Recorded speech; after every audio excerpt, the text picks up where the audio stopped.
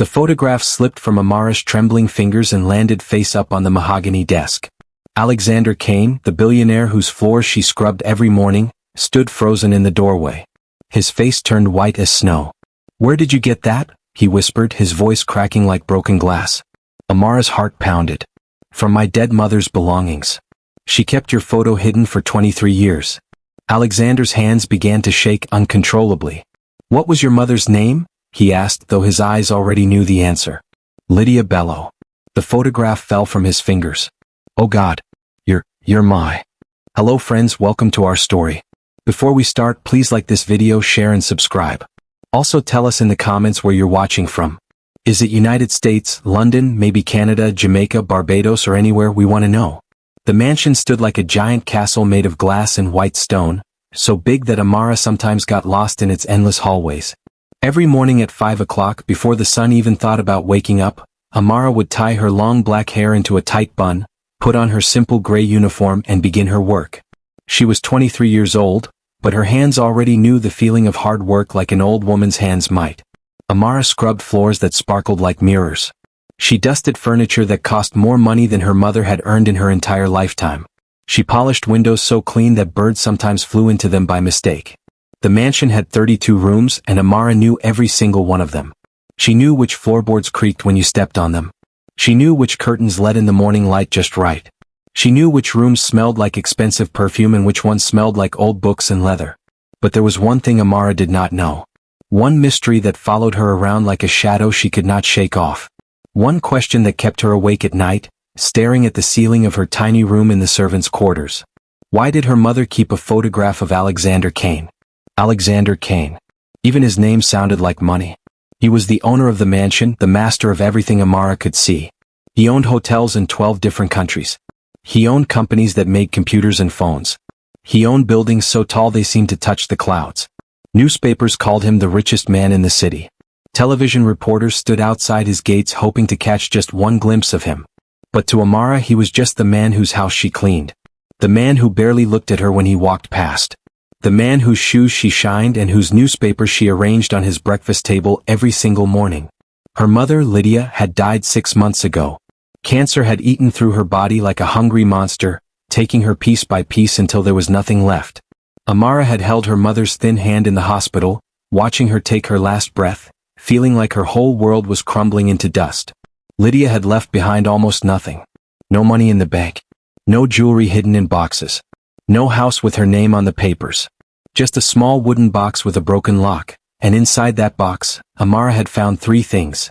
Her own baby picture, a dried rose that had turned brown with age, and a photograph of Alexander Kane. The photograph was old, maybe 24 or 25 years old. The edges were worn from being touched too many times. Alexander looked younger in the picture, maybe in his early 20s. He was smiling, really smiling, not the type professional smile he wore now. He looked happy. He looked free. He looked like a completely different person. On the back of the photograph, in her mother's handwriting, were just 3 words: "I loved you." Amara had stared at those words for hours, for days, for weeks. She had traced the letters with her finger until she had memorized every curve and line. I loved you. Past tense. Something that had happened and then ended. Something that was over. But why? How did her mother even know Alexander Kane? Her mother had been a simple woman who sold vegetables in the market. She had lived in a tiny apartment with walls so thin you could hear the neighbors sneeze. She had worn the same 3 dresses, rotating them throughout the week. She had counted every single dollar, saving and budgeting and going without so that Amara could go to school. There was no connection between Lydia's world and Alexander Kane's world. They were like 2 planets in different solar systems, never meant to meet, never meant to touch. Yet the photograph existed. Real. Undeniable. Proof of something Amara could not understand. She kept the photograph in her uniform pocket, right over her heart. Sometimes during the day when she was alone in a room, she would take it out and look at it again, as if staring at it long enough would make the picture talk and tell her its secrets. Today was like any other day. Amara woke up in the dark, brushed her teeth with cold water, and headed to the main house. The mansion was quiet in the early morning, peaceful in a way it never was during the day. Her footsteps echoed on the marble floors as she began her routine. She started in the grand entrance hall, sweeping the floor that nobody had even walked on since yesterday. She moved to the dining room, setting the long table for breakfast even though Alexander usually ate alone. She went to the library, running her dust cloth along hundreds of books that probably nobody ever read. Then she climbed the stairs to the second floor, where Alexander's private study was located. The study was Amara's favorite room in the whole mansion. It had huge windows that looked out over the garden. It had wooden furniture that smelled like forests and rain. It had paintings on the walls that seemed to watch you as you moved around. And it had a big mahogany desk where Alexander spent hours working, making phone calls, signing papers that probably decided the fate of thousands of people. Amara was cleaning that desk when it happened. She was wiping down the surface, being careful around the expensive pen holder and the crystal paperweight, when her hand accidentally caught on her pocket. The photograph slipped out, fluttering through the air like a bird with broken wings, and landed face up on the desk. Amara's heart stopped. She reached for it quickly, desperately, but she was too late. "What is that?" The voice came from the doorway. Commanding. The voice of a man who was used to being obeyed. Alexander Kane stood there, wearing a dark blue suit that probably cost more than Amara's entire year of salary. His gray eyes were fixed on the photograph. His face, usually so calm and controlled, had gone completely pale. I'm sorry, sir," Amara stammered, grabbing the photograph and trying to shove it back into her pocket. "It's nothing. Just an old picture. I didn't mean to. Let me see it." It was not a request. It was an order. Amara's hands were shaking as she held out the photograph. Alexander walked toward her slowly, like a man walking toward a ghost. He took the photograph from her fingers, and Amara saw something she had never seen before on his face. Fear. His hands were trembling. Actually trembling. This man who controlled billions of dollars, who made decisions that affected entire countries, who never seemed afraid of anything. His hands were shaking as he held that old photograph. "Where did you get this?" His voice was barely a whisper now. "From my mother," Amara said quietly. "She died 6 months ago. This was in her belongings." Alexander looked up at her sharply. "Your mother? What was her name?" "Lydia. Lydia Bello." The photograph slipped from Alexander's fingers and fell to the floor. For a long moment, neither of them moved. Alexander stood frozen, his face cycling through emotions Amara could not read. Disbelief. Something that looked almost like pain. "Lydia," he repeated, and the way he said her mother's name made Amara's skin prickle with goosebumps. He said it like it was sacred, like it was precious, like it was a name he had not spoken out loud in many, many years. "You knew her?" Amara asked, though the answer was obvious now. Of course he knew her. Nobody said a name like that unless they knew the person, unless the person had mattered. Alexander bent down and picked up the photograph with hands that were still shaking. He stared at it for a long time, and Amara saw something glisten in his eyes. Tears? No, that could not be right. Billionaires did not cry. Men like Alexander Kane did not cry. But his eyes were definitely wet. "I need to sit down," Alexander said, and suddenly he looked much older than his 47 years. He sank into the leather chair behind his desk, still clutching the photograph like it was the most valuable thing in the world. Amara stood there not knowing what to do. Should she leave?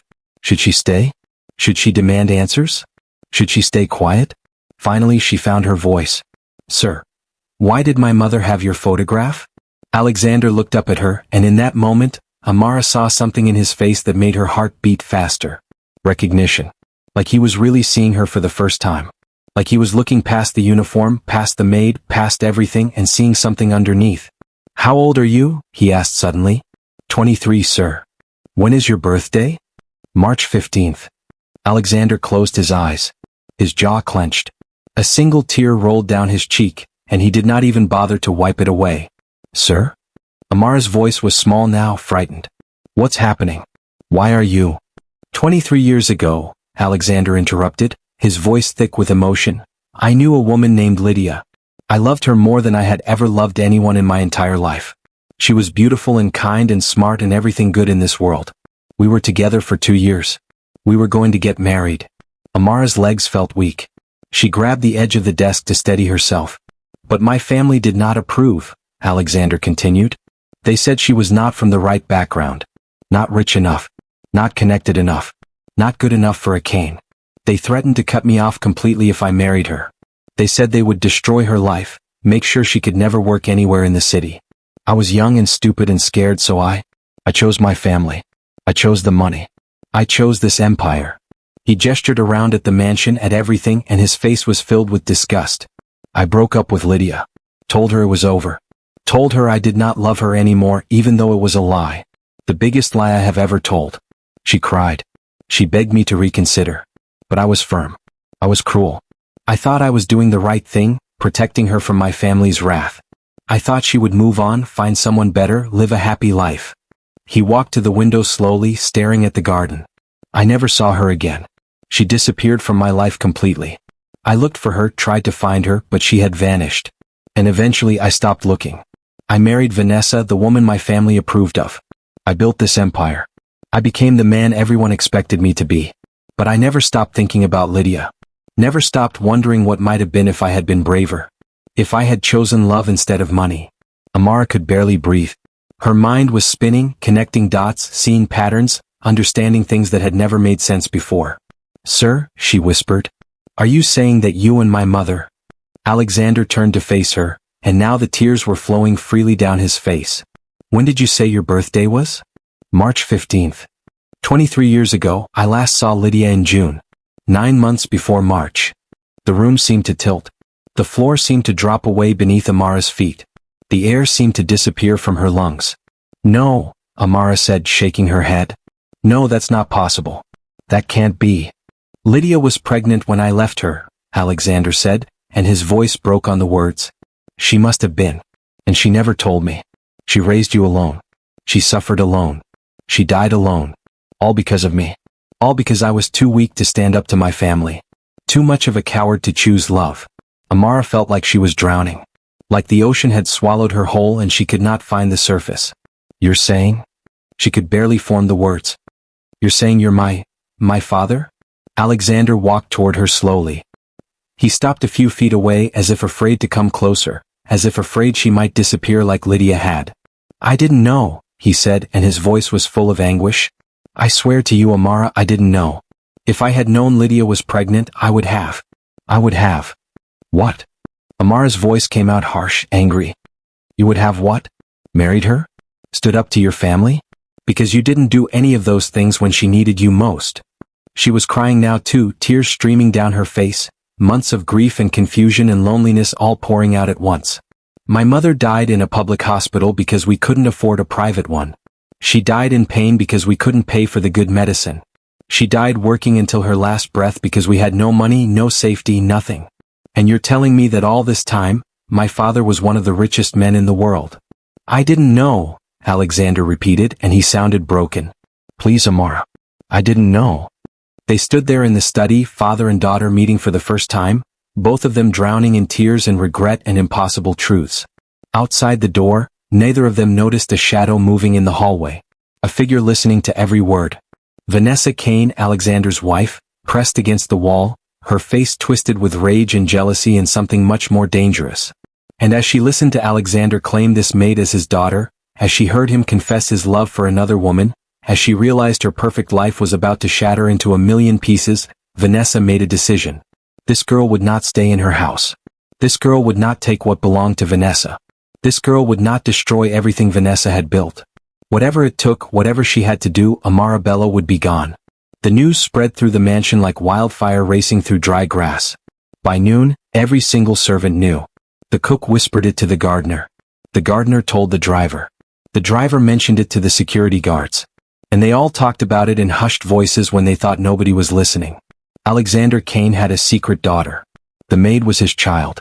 The girl who had been scrubbing their floors and washing their dishes was actually the heir to a billion-dollar empire.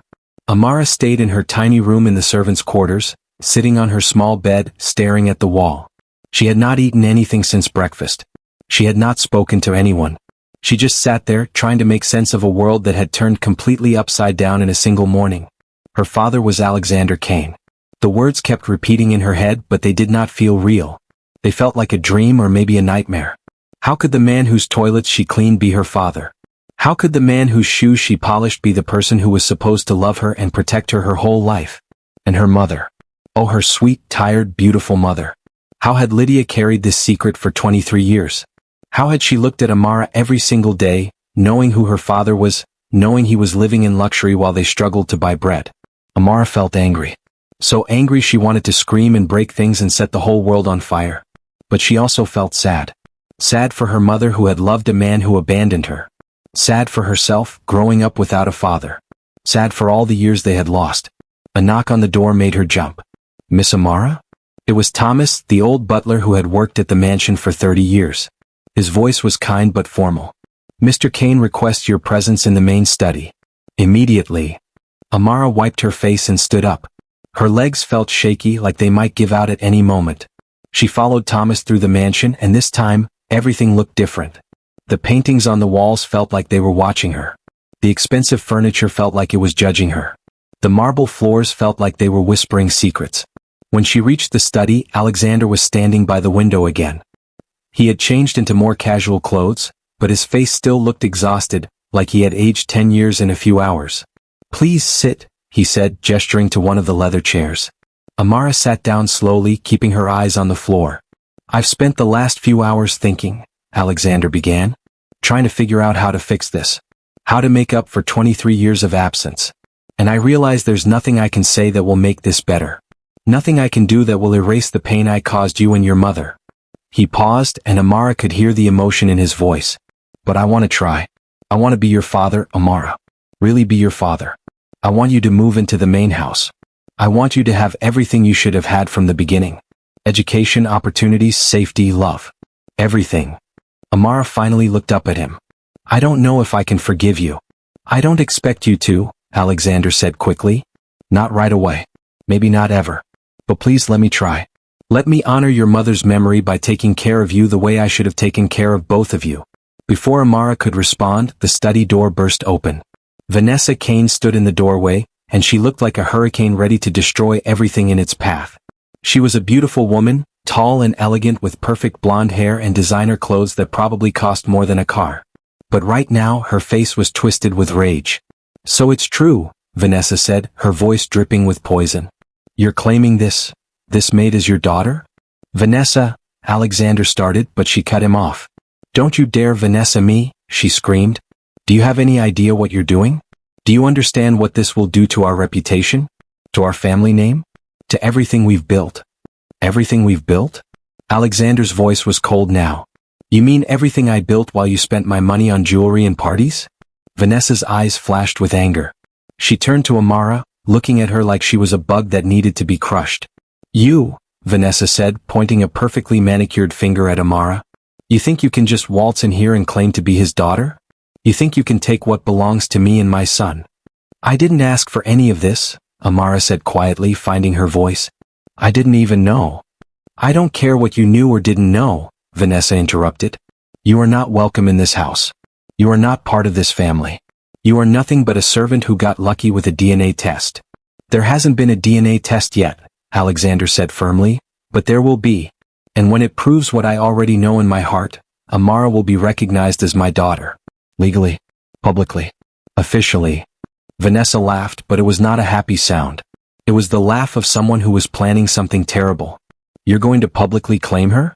Do you know what the media will do with this story? Billionaire's secret love child was working as his maid. They'll tear you apart. They'll tear us all apart. Your business partners will lose confidence. Your stock prices will drop. Everything you've worked for will crumble. I don't care, Alexander said, and Amara was surprised by the strength in his voice. I lost Lydia because I cared too much about what other people thought. I'm not making that mistake again. Amara is my daughter, and I will protect her no matter what it costs. Vanessa stared at him for a long moment, and Amara saw something dangerous flash in her eyes. Something calculating. Something cruel. Fine, Vanessa said, suddenly calm. Too calm. If that's your decision, Alexander, then I respect it. Family is important after all.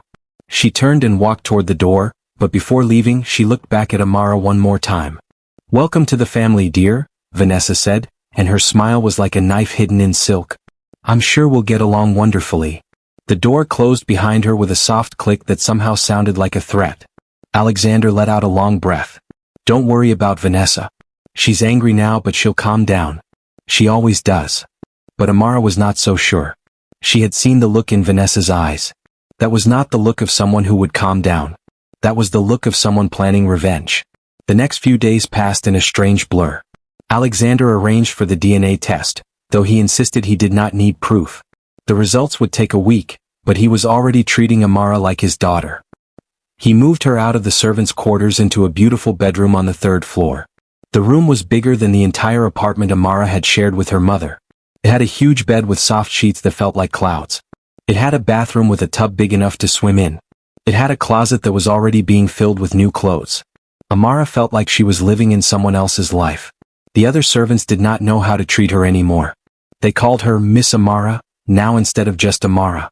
They bowed their heads when she walked past. They whispered and stared and wondered what would happen next. Thomas, the old butler, was kind. He showed her how to use all the fancy things in her new room. He taught her which fork to use at dinner. He explained the household schedule and rules. He treated her with respect but also with warmth, like a grandfather might. "Your father is a good man," Thomas told her one evening. "He makes mistakes like we all do. But his heart is good. Give him a chance." Amara wanted to believe that. But every time she looked at Alexander, she saw the man who had abandoned her mother. Every time he smiled at her, she remembered all the birthdays he had missed. Every time he tried to talk to her, she thought about all the nights her mother had cried herself to sleep. Forgiveness was hard. Maybe impossible. On the 4th day, Amara was walking through the garden when she heard voices coming from the gazebo. She recognized Vanessa's voice immediately, sharp and angry. "I don't care how you do it, Richard. I just need it done." Amara froze behind a large rose bush, hidden from view. "Mrs. Kane," a man's voice responded. Amara peeked through the leaves and saw a tall man in an expensive suit. "What you're asking me to do is highly irregular. If anyone finds out—" "Nobody will find out," Vanessa snapped. "That's why I'm paying you so much money. I need you to dig up everything you can find on that girl. Every mistake she's ever made. Every person she's ever wronged. Every secret she's ever kept. There has to be something we can use to discredit her. Something to prove she's lying about being Alexander's daughter." "And if there isn't?" the man asked. Vanessa's laugh was cold. "Everyone has secrets, Richard. Everyone has skeletons in their closet. Find hers or I'll find someone who can." "What about the DNA test?" "I'm working on that," Vanessa said. "I have people who owe me favors. People who can make results say whatever I need them to say. But I need backup plans. I need ammunition. So do your job or you'll regret it." The man nodded and walked away quickly, looking nervous. Amara's heart was pounding so hard she thought it might explode out of her chest. Vanessa was planning to destroy her. To fake DNA results. To dig up dirt that did not exist. To ruin her life before it even started. She had to tell Alexander. Right now. Amara ran back toward the mansion, her mind racing. But as she rounded the corner, she crashed directly into someone. Strong hands grabbed her shoulders to steady her. "Whoa, slow down," a young man's voice said. "You okay?" Amara looked up and found herself staring at the most handsome man she had ever seen. He was probably in his early 20s, with dark hair and warm brown eyes and a smile that made her forget how to breathe. I'm sorry," Amara stammered. "I wasn't watching where I was going." "Clearly," the man said, but he was still smiling. "Are you new here? I don't think we've met. I'm Daniel. Daniel Kane." Amara's blood ran cold. Kane. This was Vanessa's son. Alexander's stepson. The person who had been the only heir to the Kane fortune until Amara showed up. "I'm Amara," she said carefully. Daniel's eyes widened. Oh, you're her. You're my dad's. I mean, you're Alexander's daughter. The one everyone's talking about." Amara nodded, waiting for him to get angry or cruel like his mother. But instead, Daniel's smile grew even bigger. "This is so cool," he said. "I always wanted a sister. Being an only child gets boring, you know? All that pressure to be perfect all the time. Now there's someone else to share the spotlight with." Amara blinked in surprise. "You're not angry?" "Angry? Why would I be angry? I mean, yeah, it's kind of weird that my dad had a whole other kid he didn't know about. And it's definitely going to make Thanksgiving dinner awkward. But angry? Nah, I think it's great." Daniel seemed genuine. His smile was real. His eyes were kind. He did not look anything like his mother. "Your mom doesn't feel the same way," Amara said quietly. Daniel's smile faded a little. "Yeah, I know. Mom's complicated. She's very protective of the family image. Very worried about what people think. But don't let her scare you. Her bark is worse than her bite." Amara thought about what she had just overheard in the garden. She was not so sure about that. "I should go," Amara said. "I need to talk to Alexander about something important." Sure, Daniel said. "But hey, maybe we could hang out sometime? I could show you around the city. Introduce you to some people." Help you adjust to all this craziness. Amara managed a small smile. Maybe. She hurried past him toward Alexander's study. But when she got there, the door was locked and she could hear voices inside. Alexander was on the phone, speaking in a low, serious tone. I understand the concern, Alexander was saying. But this is not up for debate. Amara is my daughter and she will be treated as such. If the board has a problem with that, they can take it up with me directly. No, I will not keep it quiet. Because I'm tired of living in shame. I'm tired of pretending. I lost 23 years with my daughter because I was too much of a coward to stand up for what I believed in. I'm not losing any more time. There was a pause. Let them sell their shares if they want to. Let the stock price drop. Let the whole empire burn if that's what it takes. My daughter is more important than money. Amara felt something warm spread through her chest. Maybe Alexander really meant it. Maybe he really was choosing her this time. But before she could knock on the door, she felt a presence behind her. She turned around and found Vanessa standing there, her face a mask of cold fury. You, Vanessa hissed. You're poisoning his mind. Turning him against me. Against his real family. I'm not doing anything, Amara said, backing away. I just want. I know what you want, Vanessa interrupted, stepping closer. You want his money. His power. His empire. You think you can just show up with some old photograph and take everything that belongs to me and my son? That's not true. Isn't it? Vanessa's eyes were like ice. Your mother was a gold digger who trapped my husband with a pregnancy. And now you're here to finish what she started. Rage exploded in Amara's chest. Don't you dare talk about my mother that way. She was a good person. She was worth 100 of you. Your mother, Vanessa said slowly, cruelly, was a poor, desperate woman who saw a rich man and decided to ruin his life. Just like you're doing now. Amara's hand moved before she could think. The slap echoed through the hallway like a gunshot. Vanessa's head snapped to the side. For a moment she stood perfectly still. Then she slowly turned back to face Amara, and her smile was terrifying. Thank you, Vanessa said softly. I needed that. Before Amara could ask what she meant, Vanessa threw herself backward, crashing into a side table. Expensive vases shattered on the floor. Vanessa screamed, loud and piercing. The study door burst open. Alexander rushed out, followed by Thomas and several other servants. They all stared at the scene. Vanessa on the floor surrounded by broken glass, Amara standing over her with her hands still raised.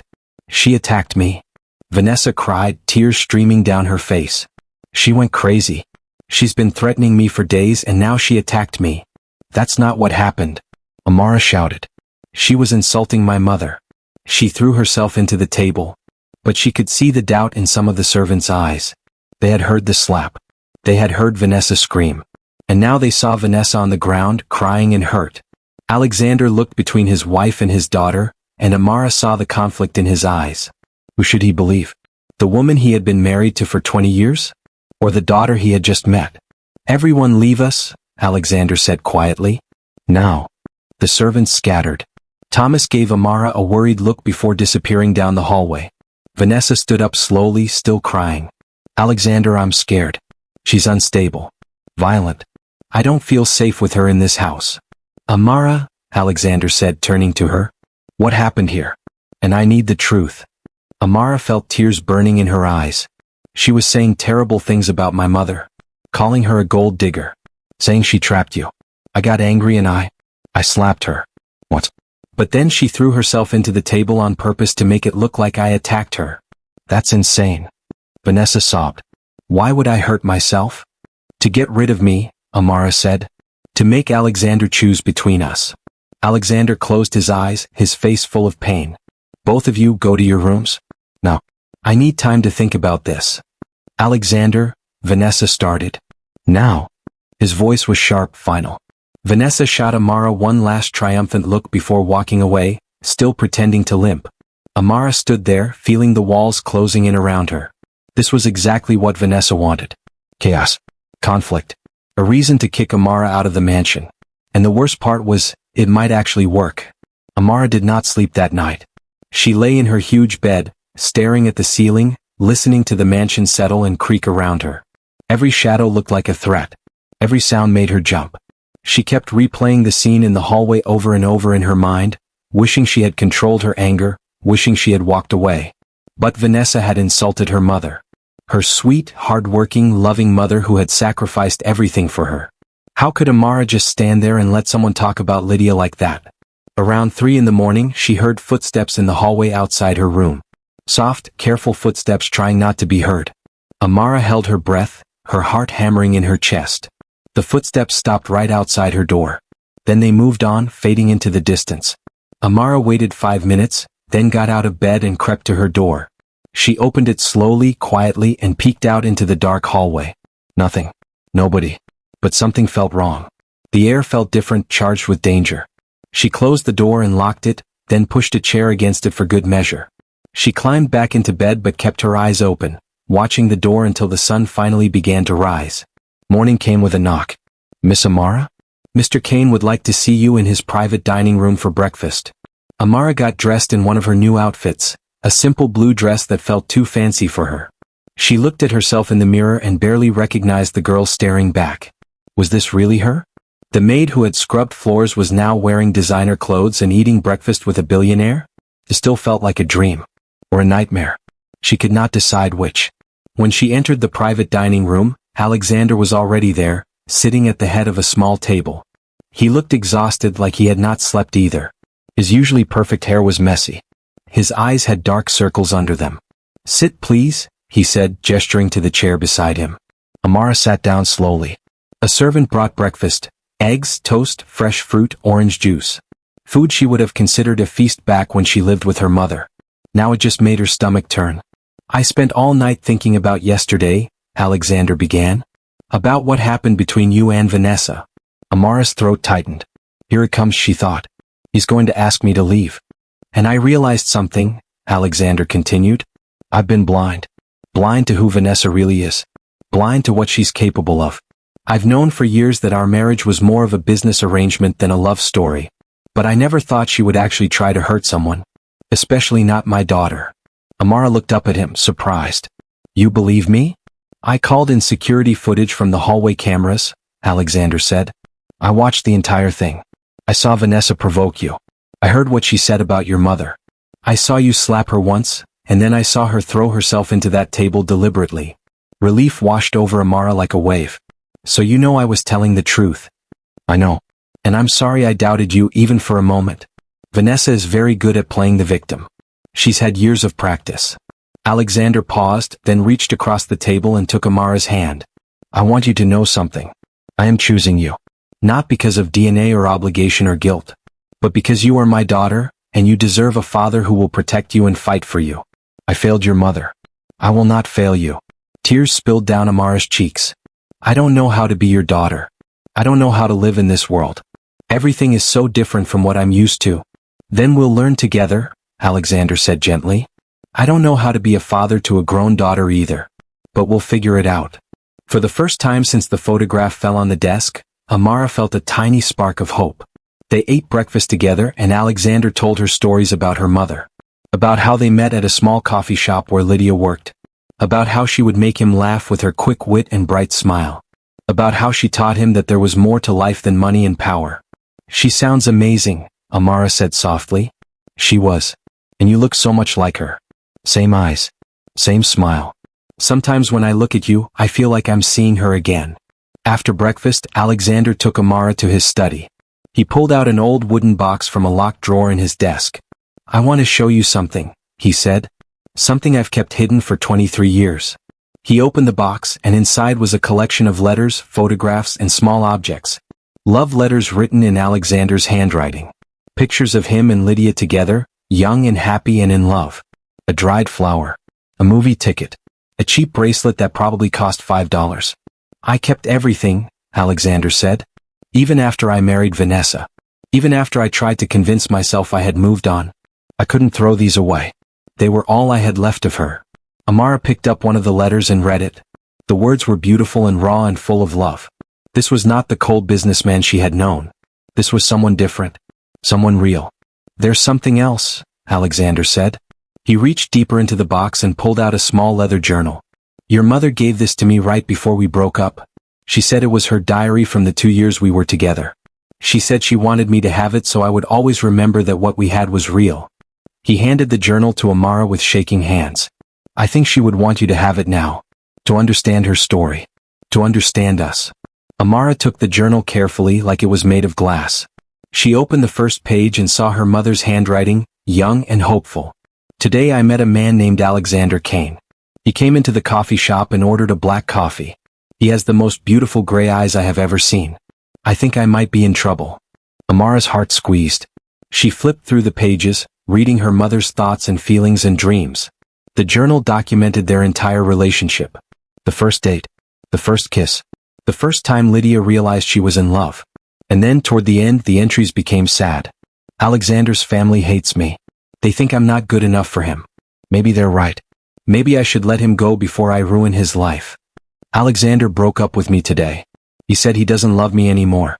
But I saw his eyes. I saw the truth. He does love me. He's just too scared to fight for us. I should be angry. I should hate him. But I just feel sorry for him. Sorry that he's choosing fear over love. I haven't written in this diary for 3 weeks. I've been too sick. Too tired. I went to the doctor today. I'm pregnant. I'm going to have Alexander's baby. I thought about telling him. I thought about using this to bring him back. But that wouldn't be love. That would be manipulation. He made his choice. Now I have to make mine. I choose this baby. I choose love. Even if it means being alone. Amara had to stop reading because she could not see through her tears. Her mother had known. She had known who the father was. She had chosen to raise Amara alone rather than force Alexander's hand. That was not a gold digger. That was a woman with integrity and strength and love. She protected you, Alexander said, his own voice thick with emotion. She could have come to me. She could have demanded money or support. But she chose to keep you safe from my toxic family. She knew they would try to take you away or hurt you or use you as a weapon. So she disappeared and raised you alone. She worked 3 jobs, Amara whispered. She was always tired. Always stressed. But she never complained. She just kept going, kept fighting, kept loving me. She was stronger than I ever was, Alexander said. And braver. And better.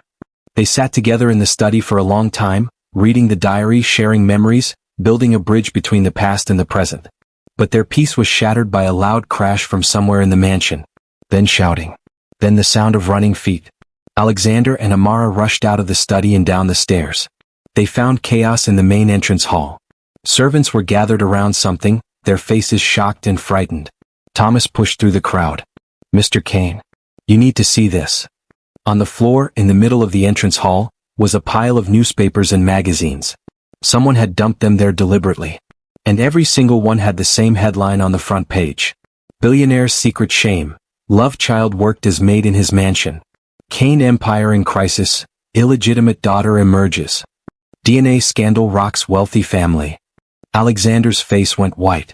He picked up one of the newspapers and stared at the front page. There was a picture of Amara in her maid uniform. Picture of Alexander. A picture of Lydia from 23 years ago. How did they get these pictures? Alexander whispered. How did they get this story? Amara felt sick. The entire world now knew her secret.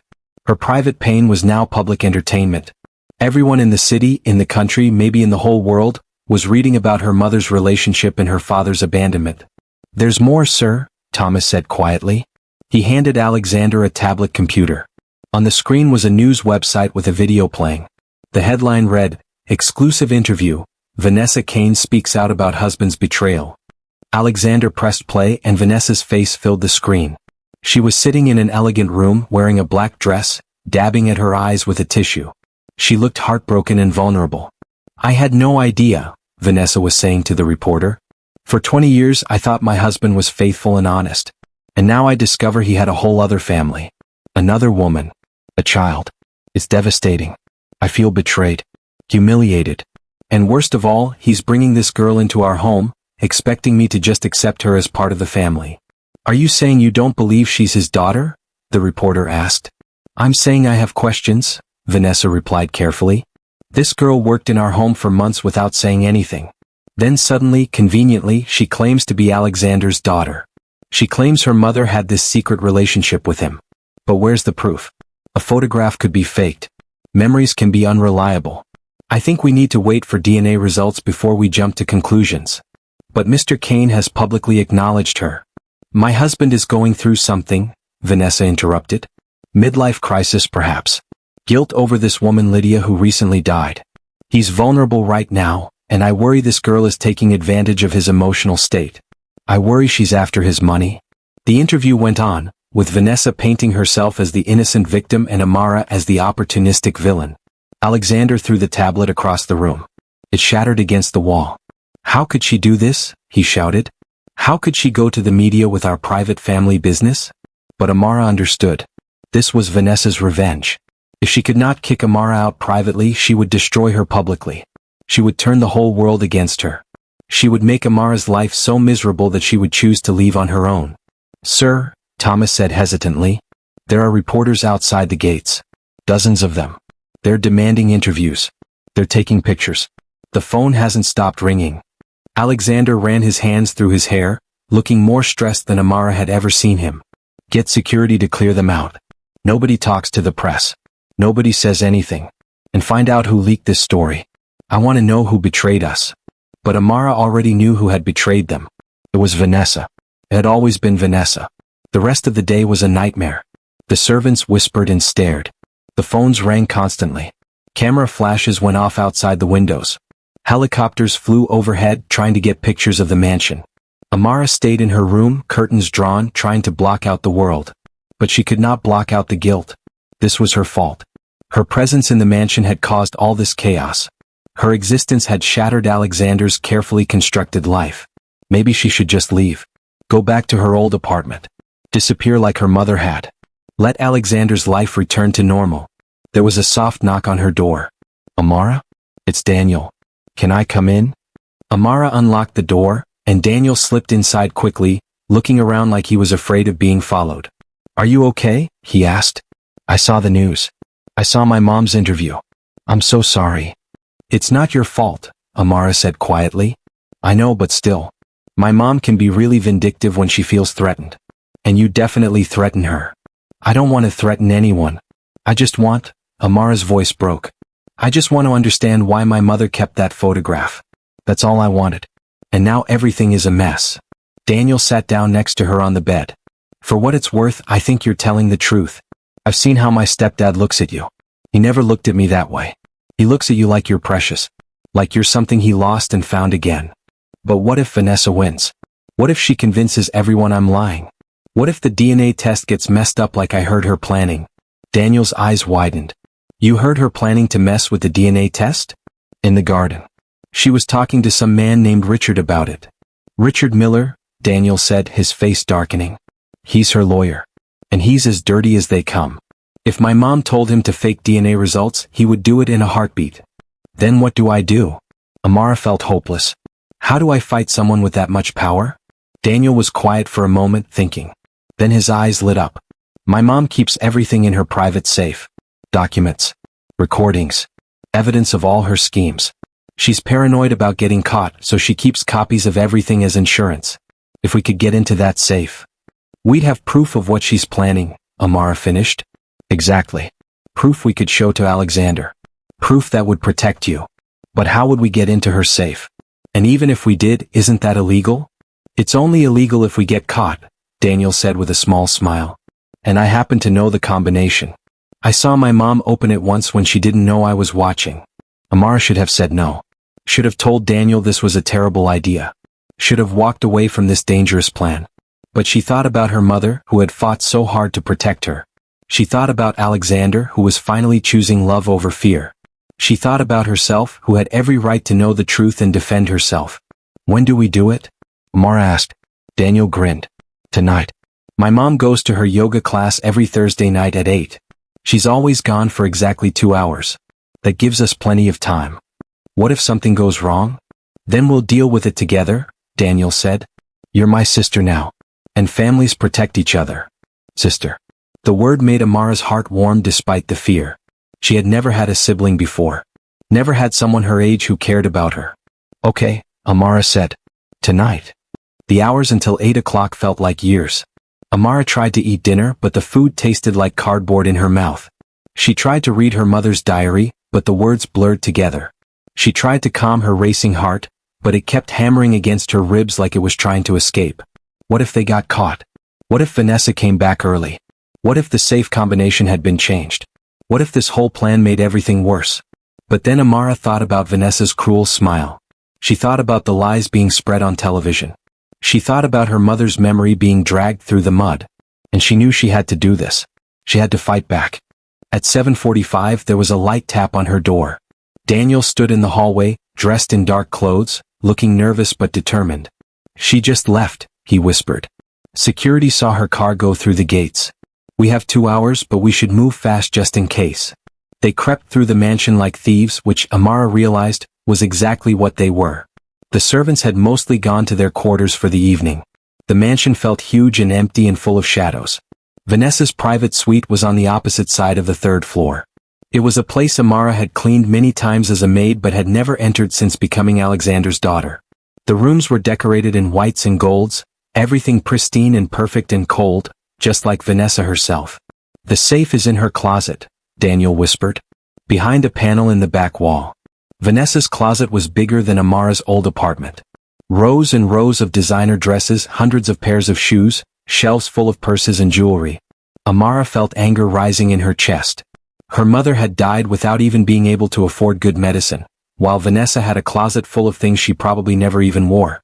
Daniel moved to the back wall and pressed on a section of wood paneling. It clicked and swung open, revealing a large silver safe embedded in the wall. "Here goes nothing," Daniel muttered. He started turning the dial. Right to 15. Left to 32. Right to 7. Left to 24. The safe clicked. Daniel pulled the handle and the heavy door swung open. Inside was a treasure trove of secrets. Stacks of documents and folders. Small recording devices. USB drives. Jewelry. Bundles of cash.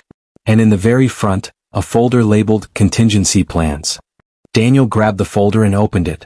Inside were dozens of pages. Legal documents. Private investigator reports. Bank statements.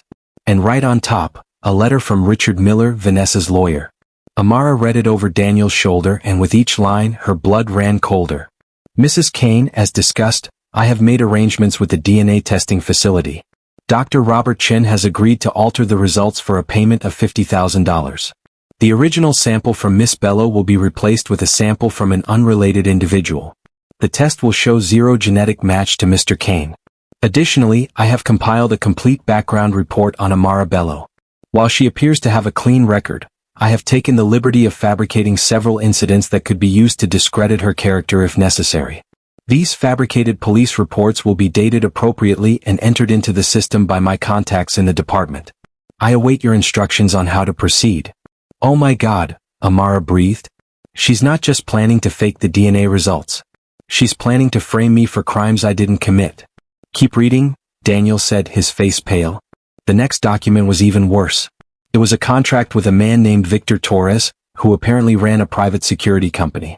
The contract outlined a plan to remove Miss Bello from the premises permanently through whatever means necessary, including but not limited to physical intimidation, false imprisonment, or deportation under fabricated charges. Vanessa was planning to have Amara kidnapped or arrested or worse. "We need to show this to Alexander right now," Amara said, her hands shaking. "Wait," Daniel said.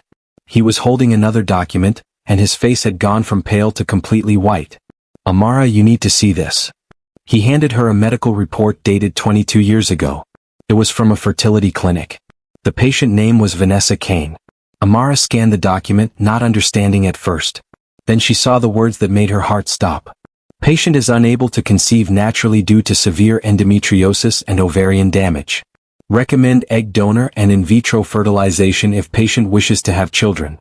Amara looked up at Daniel, confused. "I don't understand. You're her son. How?" "Keep reading," Daniel said quietly. The next page was another medical document. This one showed that Vanessa had indeed used an egg donor for in vitro fertilization. But the name of the egg donor made Amara's world tilt on its axis. The donor was Lydia Bello, Amara's mother. "No," Amara whispered. "No, that can't be right." But there it was, in black and white. 22 years ago, when Lydia was pregnant with Amara, she had also donated several eggs to a fertility clinic. Those eggs had been purchased by Vanessa and Alexander. One of those eggs had been fertilized with Alexander's sperm. That embryo had become Daniel. "I'm your brother," Daniel said, his voice breaking. "Not just your stepbrother. Your actual biological brother. We have the same mother and father." Amara felt like she was drowning. The room was spinning. Nothing made sense. Her mother had never mentioned this. Never said a word about donating eggs or about there being another child out there. She probably needed the money, Daniel said, reading Amara's thoughts. Egg donors get paid a lot.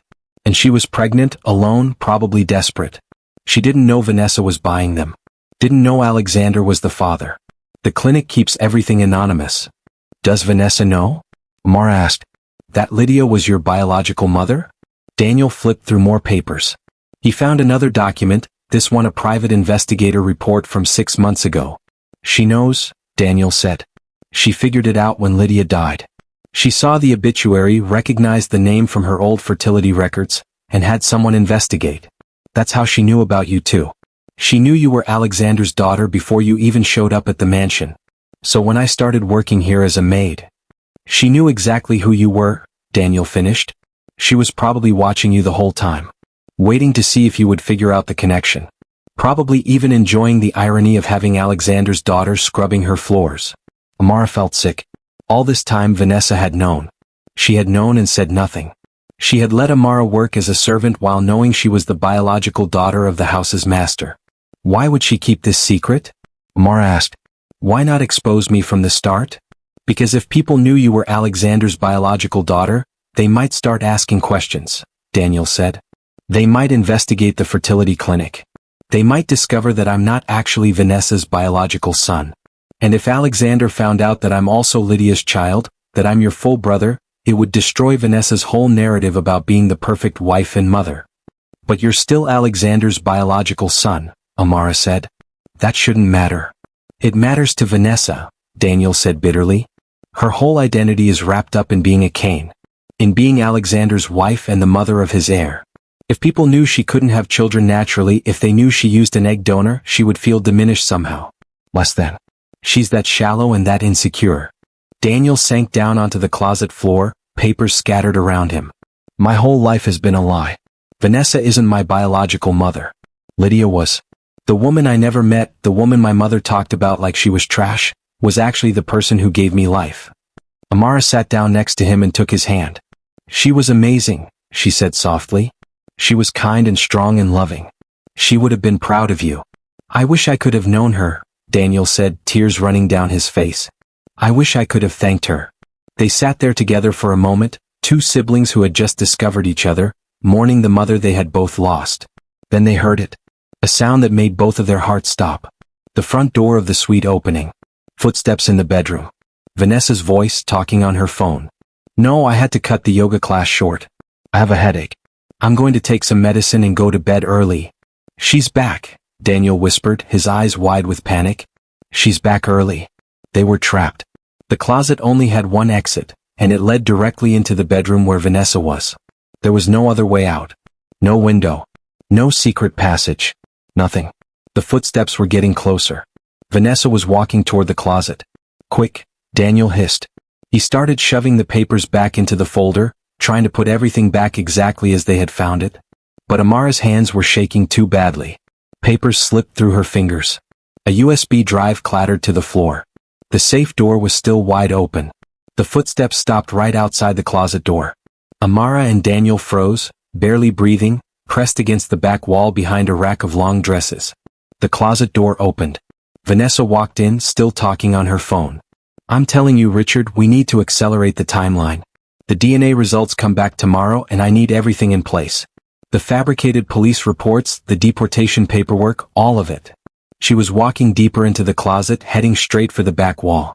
Straight for them. Amara felt Daniel's hand squeeze hers. This was it. They were going to be caught. And once Vanessa knew they had seen the documents, there was no telling what she would do. But then another voice called from the bedroom. Vanessa? Are you here? Alexander's voice. Vanessa stopped walking. I have to go, she said into the phone. My husband just arrived. We'll continue this tomorrow. She turned and walked back out of the closet, closing the door behind her. Amara and Daniel let out silent breaths of relief. But they were not safe yet. They were still trapped in the closet, and now both Alexander and Vanessa were in the bedroom. Through the door they could hear the conversation. We need to talk, Alexander said, his voice cold. About what, darling? Vanessa's voice was sickeningly sweet. About your interview with the press. About you sharing our private family matters with the entire world without discussing it with me first. I was protecting our family, Vanessa said. Protecting our reputation. That girl is my daughter. Alexander's voice rose. And I'm tired of you treating her like she's some kind of threat or enemy. The DNA results come back tomorrow, and when they prove what I already know, I expect you to treat Amara with respect. She's part of this family now. Oh, Alexander, Vanessa laughed. You're so naive. So trusting. You really think this girl just happened to have a photograph? That her timing isn't suspicious?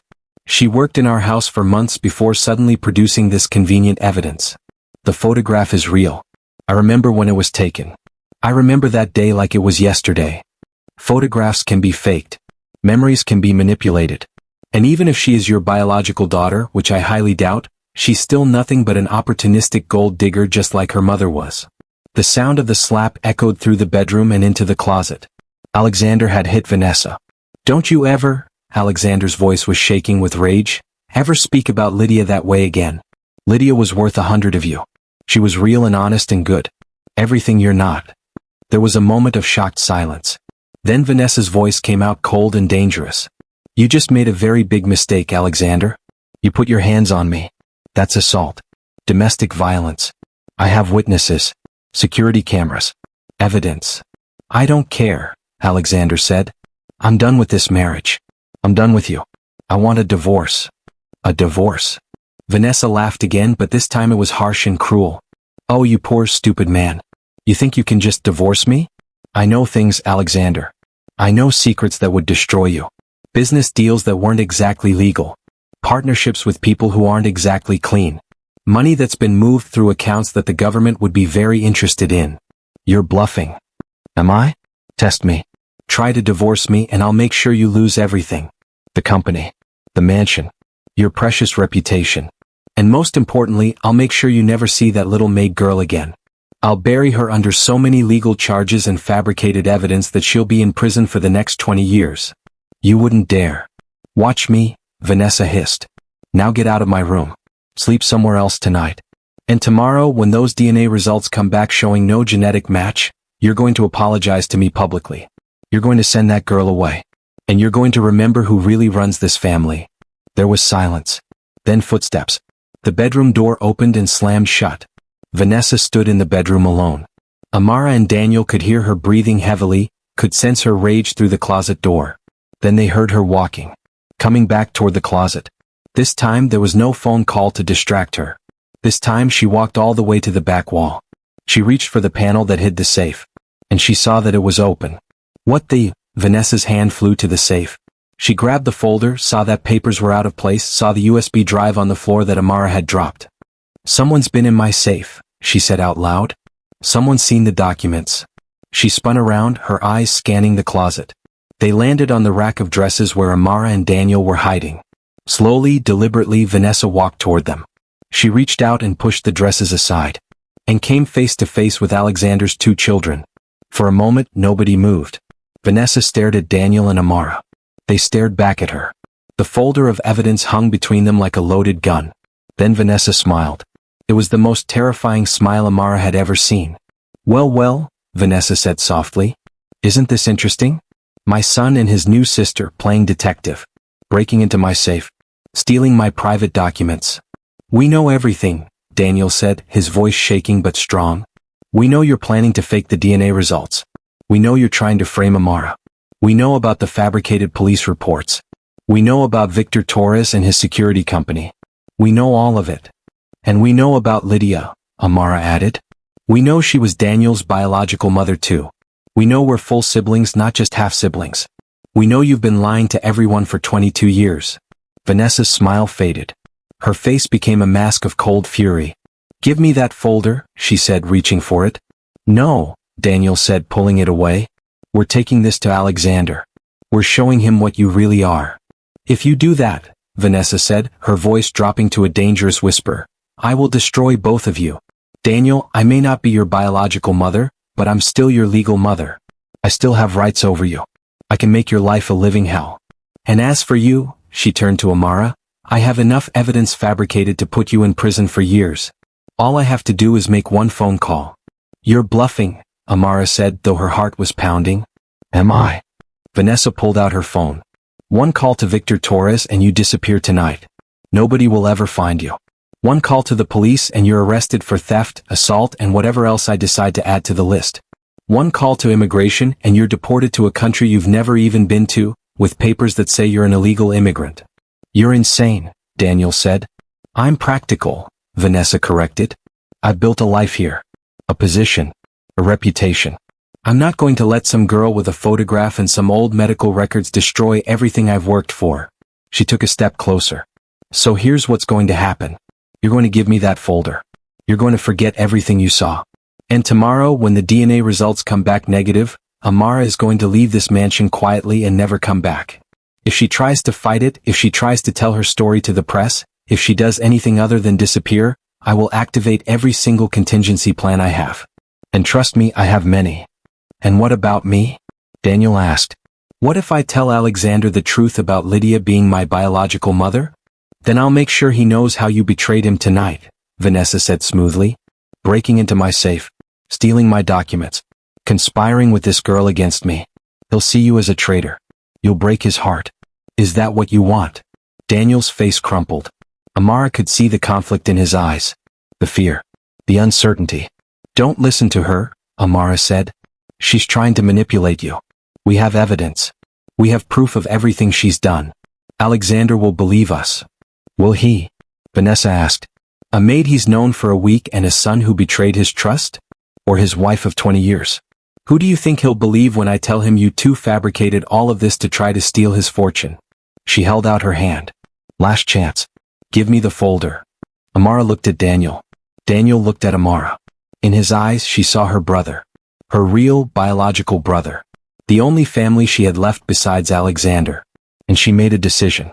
Run. Amara shouted. She shoved past Vanessa, knocking her backward. Daniel was right behind her. They burst out of the closet, through the bedroom, toward the suite door. Behind them, Vanessa was screaming. Security! Security! Someone stop them. They're thieves. They're attacking me. Amara and Daniel ran through the hallways of the mansion, clutching the folder of evidence. Alarm bells started ringing. Lights flashed. Doors slammed shut automatically, trying to trap them. But they kept running, kept pushing forward, kept fighting for the truth. They had to get to Alexander. They had to show him the evidence before Vanessa destroyed it or destroyed them. Their whole future depended on the next few minutes. And Vanessa was right behind them, fury in her eyes, calling for security to stop them by any means necessary. Amara's lungs burned as she ran through the mansion's endless hallways. Behind her, she could hear Vanessa's screams echoing off the marble walls, mixed with the heavy footsteps of security guards rushing toward them. This way. Daniel gasped, pulling her toward a servant's staircase. It's faster. They flew down the narrow stairs, taking them two at a time. The folder pressed against Amara's chest like a shield. Like the only weapon they had against Vanessa's lies. They burst into the main hallway on the first floor, and Amara spotted Alexander's study. The light was on under the door. He was there. He had to be there. But between them and the study stood two security guards, big men with stern faces and hands reaching for their radios. Stop right there, one of them shouted. Please? Amara begged. We need to see Mr. Kane. It's urgent. It's about his wife. Mrs. Kane says you're thieves, the other guard said, moving to block their path. She says you broke into her safe and stole private property. We've been ordered to detain you until the police arrive. She's lying. Daniel shouted. I'm her son. Why would I steal from my own mother? I don't know, kid. But orders are orders. The guards moved closer, hands reaching for them. Amara clutched the folder tighter, desperate. If they took it, if they gave it to Vanessa, everything would be lost. Then the study door opened. Alexander stood there, looking confused and tired. What's going on out here? Why are the alarms ringing? Alexander. Amara cried out. Please? You have to listen to us. She's a thief, sir, one of the guards said. Mrs. Kane said. I don't care what Mrs. Kane said, Alexander interrupted, his eyes fixed on Amara's desperate face. Let them through. But sir. Now. Alexander's voice was sharp, commanding. The voice of a man who owned everything and everyone in this building. The guard stepped aside reluctantly. Amara and Daniel rushed into the study. Alexander closed the door behind them and locked it. "Talk fast," he said. "What's happening?" Amara thrust the folder into his hands. "Vanessa has been planning to destroy me from the beginning. She's going to fake the DNA results. She's fabricated police reports to frame me for crimes I didn't commit. She's hired someone to have me kidnapped or deported. It's all in there. Every plan. Every scheme. Every lie." Alexander opened the folder with shaking hands. His eyes scanned the first document, then the second, then the third. With each page his face grew darker, angrier, more horrified.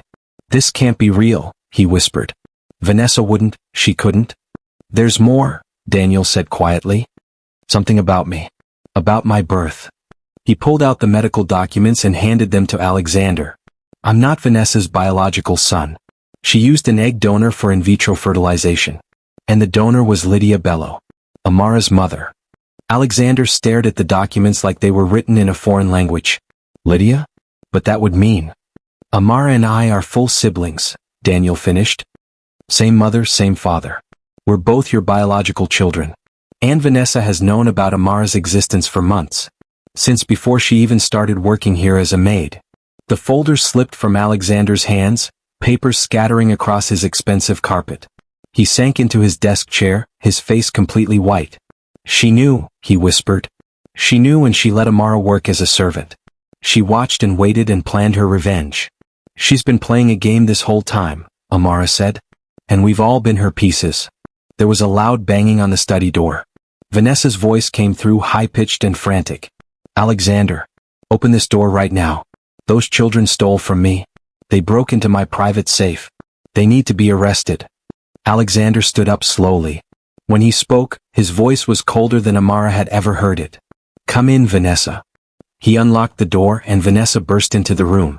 Her perfect hair was messy. Her makeup was smeared. She looked wild, desperate, dangerous. "They're liars," she screamed, pointing at Daniel and Amara. "They're trying to turn you against me. They've fabricated documents. They've—" "Shut up," Alexander said quietly.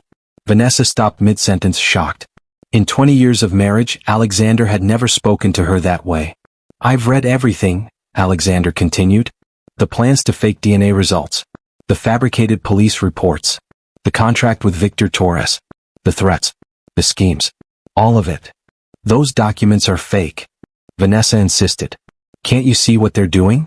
They're trying to steal your fortune. They're trying to—" "I also know about Daniel," Alexander interrupted. "I know Lydia was his biological mother. I know you've been lying about that for 22 years. Vanessa's mouth opened and closed like a fish. No words came out. "All this time," Alexander said, and his voice was full of pain, "I had 2 children from the woman I loved. 2 pieces of Lydia walking around in the world. And you kept that from me. You let me believe Daniel was yours. You let Amara suffer in poverty. You knew the truth and said nothing. I did it for us." Vanessa finally found her voice. "For our family. For our reputation. If people knew I couldn't have children naturally, if they knew I used an egg donor, I would have been humiliated. Diminished. I would have been seen as less than."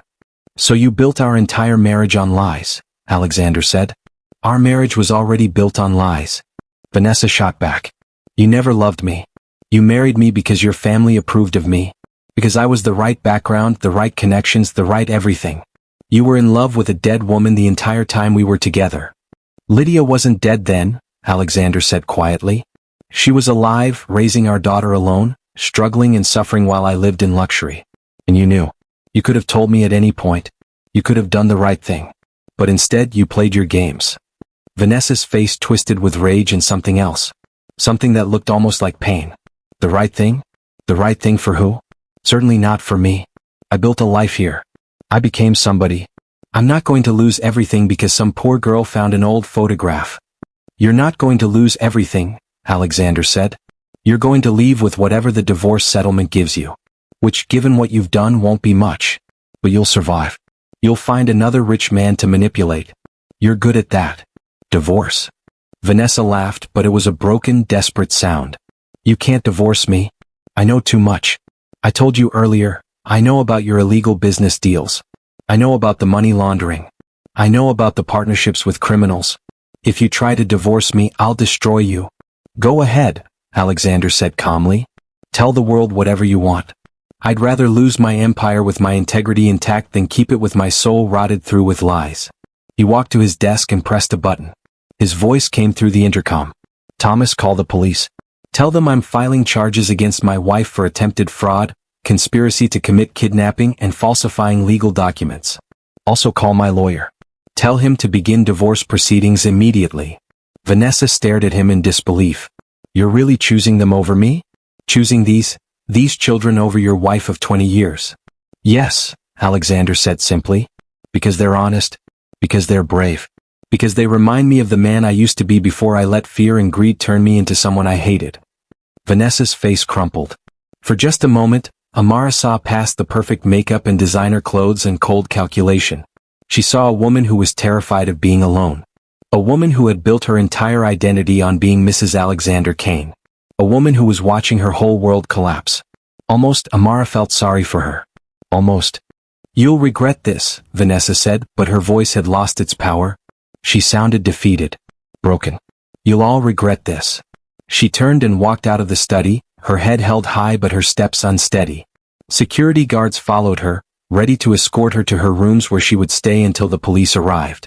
When she was gone, the study fell silent except for the sound of 3 people breathing. Alexander looked at Daniel and Amara, his 2 children, standing side by side. His eyes filled with tears. I'm so sorry, he whispered. I'm sorry to both of you. Sorry for not being there. Sorry for not knowing. Sorry for everything. Daniel crossed the room and hugged him. Alexander wrapped his arms around his son and held on tight, like he was afraid to let go. It's not your fault, Daniel said. You didn't know about me. You didn't know about Amara. Vanessa made sure of that. But I should have fought harder for Lydia, Alexander said. I should have been braver. If I had, maybe things would have been different. Maybe you would have grown up knowing each other. Maybe Lydia would still be alive. Amara felt tears streaming down her face. She thought about her mother, about all the sacrifices Lydia had made, about all the pain she had carried alone. Mama would have wanted us to find each other, Amara said quietly. Maybe that's why she kept the photograph. Maybe she knew that someday somehow I would end up here. That I would find you and Daniel. That her children would finally be together. Alexander held out his other arm and Amara walked into his embrace. The 3 of them stood there holding each other, a broken family finally becoming whole. The next few weeks were a whirlwind. The police arrested Vanessa on multiple charges. Her lawyer, Richard Miller, was also arrested for conspiracy and bribery. The DNA testing facility was investigated and shut down for corruption. The real DNA test came back exactly as everyone knew it would. Amara was Alexander's biological daughter. Daniel was also Alexander's biological son. They were full siblings and they were finally together. The media went crazy with the story. It was everywhere. Newspapers, television, internet. Billionaire discovers 2 children from lost love. Evil wife's plot exposed. Against all odds, family reunited. But inside the mansion, away from the cameras and reporters, something beautiful was happening. Alexander was learning how to be a father. He taught Amara and Daniel about the family business. He took them to visit the places where he and Lydia used to go together. He told them stories about their mother, keeping her memory alive. Daniel and Amara discovered what it meant to have a sibling. They stayed up late talking, sharing their childhood memories, filling in the gaps of each other's lives. They learned that they both loved the same books, the same music, the same terrible jokes. They learned that blood was real, that connection was real, that family was real. And slowly, painfully, Amara learned to forgive. Not Vanessa, that would take years, maybe forever. But Alexander. Her father who had made mistakes but was trying to make them right. Her father who had been young and scared and weak but was now choosing courage and love. I hope you enjoyed watching it as much as I enjoyed creating it. Like, share, subscribe and comment on the lessons learned. Let me know where you're watching from in the comments below. See you in the next video.